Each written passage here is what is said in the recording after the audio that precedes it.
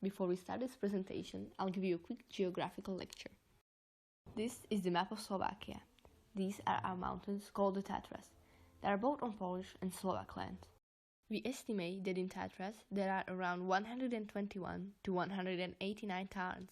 Most of them are in the high Tatras on Slovak land, and that's around 100.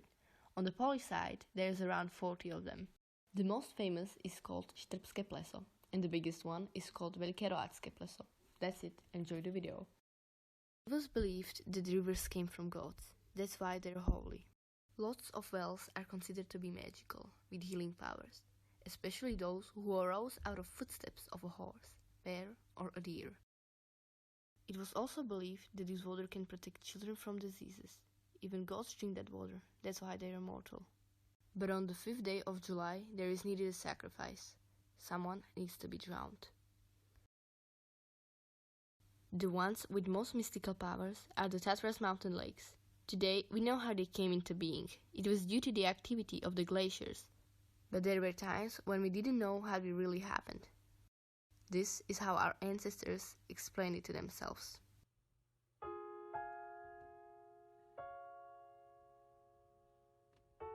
Once upon a time, a sea king emerged from the depths of his empire, and something on the other side of land caught his eye.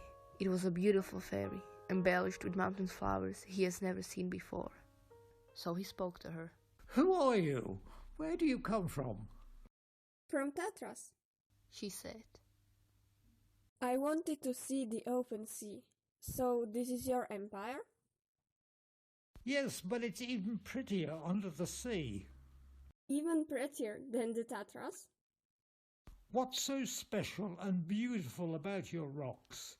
Nothing on this land can be compared to the beauty of my empire. If you become my wife, I will make you queen of all seas." But the fairy just shook her head.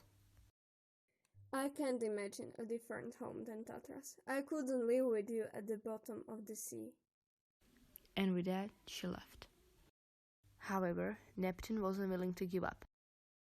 "Unless otherwise, I will seize her by force," he said to himself. He desired for her so powerfully, he went with his servants to dig the underwater corridor throughout the ground as far as the Tatras. He was curious about the peaks because of which fairies scorned his empire. They couldn't find the right direction on the first try, so they had to dig more. Slowly, they formed new tarns, and finally they broke the ground in the right place. The fairies came to look at that sensation what happened, and even the most beautiful one couldn't resist.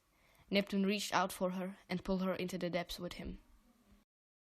He took her to his underwater palace, but the fairy longed for the sun.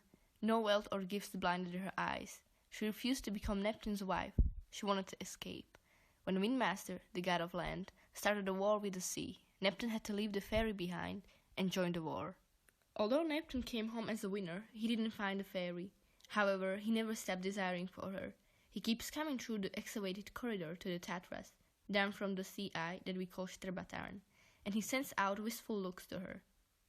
Once, when they wanted to drain the sea eye, it started boiling. Neptune threatened them that he would let the whole world sink.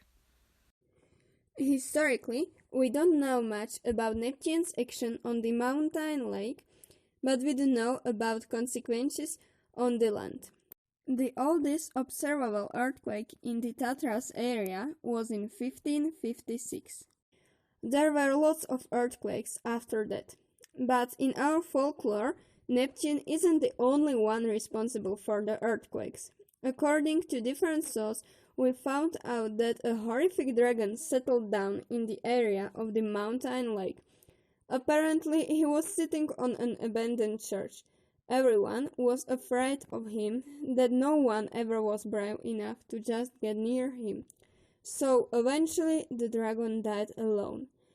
No matter how it was, the beauty of our Tatras has never been destroyed.